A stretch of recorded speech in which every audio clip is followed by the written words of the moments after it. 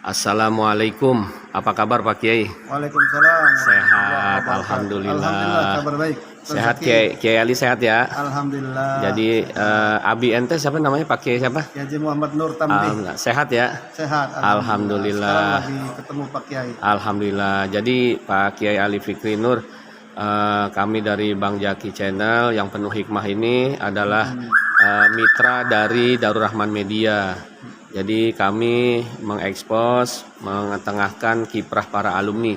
Nah, antum dulu di Darul Rahman alumni keberapa ya? Saya alumni ke-11. 11 masuk tahun berapa tuh Pak Kiai? Tahun 1984, tamat 90, lalu saya masuk ngabdi setahun, lalu setelah itu kuliah di IID Darul Rahman sampai tingkat 3. Itu yang di Luliang atau di Senopati waktu itu ngabdinya? Yang di Senopati. Setelah itu setahun saya di Luliang, lalu setelah itu balik ke Jakarta. Balik Jakarta. Jadi kesan-kesan dulu, kenangan yang terindah, suka dukanya di Darul Rahman bagaimana Pak Kiai?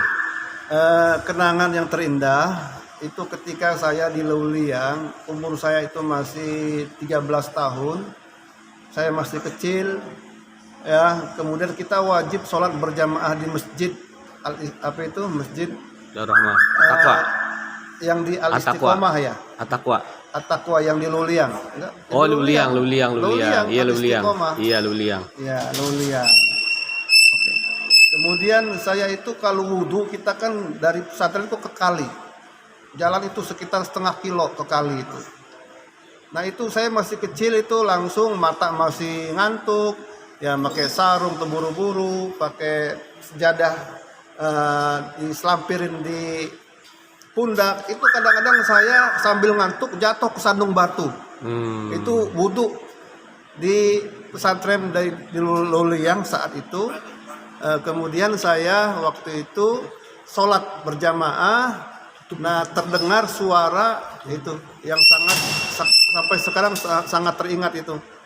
Wallahulladzi la ilaha. Itu berkenan sekali, mengenang sekali. Lalu saya wudhu di Luliang, saya dibeliin jam tangan baru oleh ayah saya. Ketika pulang haji, saya masih kecil, saya taruh di kantong baju, lalu wudhu jatuh jam tangannya. Itu kenangan itu nggak akan lupa sampai sekarang. Subhanallah. Ternyata itu telah membangun karakter. Alhamdulillah sampai sekarang saya setiap subuh sholat berjamaah di masjid dan menjadi imam. Alhamdulillah. Nah, dulu di Darul Rahman bagian apa Pak Kiai dulu? Saya dulu bagian sekretaris ya. IP3DR sekretaris. Nah, kepengurusan di organisasi pondok tuh yang terpengaruh sampai sekarang tuh apa tuh selain disiplinnya? Yang saya lihat itu adabnya tinggi. Adab yang dibangun oleh akhlak yang dibangun oleh pesantren Darul Rahman, dididik oleh para guru pakai syukuran itu tinggi. Jadi kita pertama kali adalah adab akhlak, baru setelah itu ilmu. Nah, ini yang sampai sekarang saya temukan tidak ada di pesantren-pesantren mana, kecuali saya dapatkan keunggulan pesantren Darul Rahman itu seperti itu. Di Darul Rahman ya. Darul Rahman seperti itu. Setelah Pak Kiai jelasin tentang suka dukanya, kemudian keluar dari Darul Rahman dan mengabdi, kemudian kuliah di... Nah, saya kuliah di Darul Rahman IID itu tahun 92 sampai 94. Institut Islam Darul Rahman ya? Islam Darul Rahman. Lalu saya punya ijazah dibawa oleh Kiai Sukron, oleh Dr. Muhid, dibawa ke Pakistan. Dibawa ke Madinah, ke Mesir, ke Pakistan, lalu proseslah di Pakistan, lalu saya dapat beasiswa, ada panggilan. IID saya tinggalkan, sudah 3 tahun saya sudah hampir sarjana saya. Masuk ke Pakistan di International Islam University, itu saya ngulang lagi dari pertama. Di Pakistan berapa tahun Pak Kiai? Di Pakistan saya cukup lama 9 tahun. 9 karena tahun. saya S1 S2 di sana. Nah, terus balik lagi. Saya juga merangkap kuliah di IAIN. Jadi saya pagi kuliah IAIN, siang saya kuliah di Darul Rahman. Jadi Pakistan 9 tahun berapa sampai? Saya berangkat 94 sampai pulang 2005. 2005 terus balik ke IAIN lagi? Enggak, saya pulang 2005 selama-lamanya ke Indonesia. Terus saya ngajar di Yayasan Perguruan Tinggi Dai Nuaimi, Sekolah Tinggi Pendidikan Dai Nuaimi, saya jadi wakil direktur di sana. Yayasan Kuwait, Qatar, lalu saya juga ngajar di Sekolah Tinggi Ilmu Usuluddin, saya dapat sertifikasi dari sana di Departemen Agama.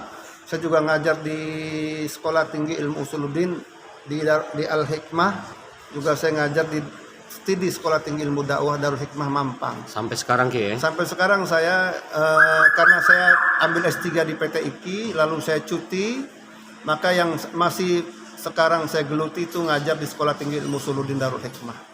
Oke, jadi kiprahnya banyak juga Pak Ki ya. Ya, Selain dakwah itu ke saya kebetulan talim-talim di masjid ya? Iya, ngajar di masjid, juga saya ngajar di kampus, juga ngajar di musola, ngajar di ibu-ibu, di majelis taklim. Iya, iya, iya. Ya, itulah alhamdulillah berkat didikan Kiai Sukron, guru-guru itu ilmu bermanfaat. Amin. Nah, bagi pesan-pesan buat para wali murid untuk anaknya yang masuk di pondok untuk bersabar seperti gimana Pak Kiai? Ngasih Begini, support sebagai wali murid orang gitu. tua itu hendaknya dia ketika anaknya dimasukkan ke pesantren maka tawakal, serahkan, biarkan guru, biarkan kiai yang membina mereka.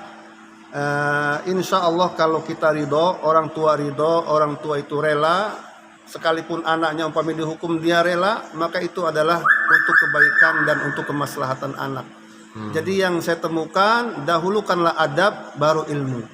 Ilmu tanpa adab, filosofinya ini kayak film-film kungfu Cina. Film kungfu Cina itu ndak ada murid-muridnya itu ndak terlalu pinter. Jadi mereka ndak terlalu pinter tuh. Murid-murid yang dibina oleh di Cina itu, Jet Li, kita lihatlah film-film itu ya.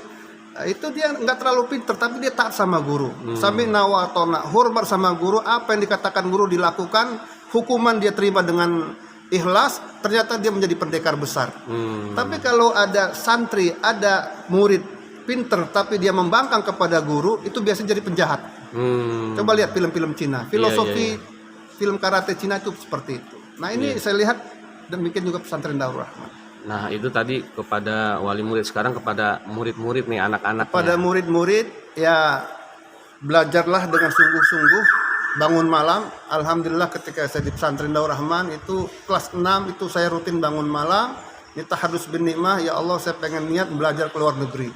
Maka saya bangun malam berdoa sama Allah, alhamdulillah dikabulkan. Cita-cita tercapai Ki. Cita-cita tercapai. Yang kedua kita sabar. Sabar, belajar. Kalaupun belum paham, maka nanti akan datang waktu kita untuk paham mungkin kita tidak paham di S1, maka kita paham ketika kuliah di S2. Saya ingat dengan pesannya Profesor Dr. Satria Effendi. Ketika dia ngajar di IID, Islam Darul Rahman Jakarta, dia bilang sama kita, kalau Anda belum paham usul fikih sekarang semester 1, semester 2, maka nanti mungkin semester 7, semester 8 akan Allah kasih pemahaman. Yang penting kita bersabar. Ya mungkin setelah S2 kita baru paham. Maka ilmu itu berjalan secara bertahap. Jadi bersabar ketika kita menuntut ilmu. Jangan pengen buru-buru paham, pengen buru-buru alim. Sebab ilmu itu innamal ilmu bitta'allum. Ilmu itu dengan belajar. Ta'allum itu artinya litad'if. Belajar. Itulah ilmu. Baik, terima kasih Pak Kiai atas masukannya, semangatnya. Mudah-mudahan didengar oleh subscriber dan para wali murid di channel Bang Jaki. Terima kasih Pak Kiai. Sama-sama. Assalamualaikum warahmatullahi wabarakatuh. Diwawancara sama wartawan swasta. Mitra Darul Rahman Media. Diwawancara. Iya, peraturan kesehatan itu kita laksanakan. Setelah kita melaksanakan peraturan kesehatan,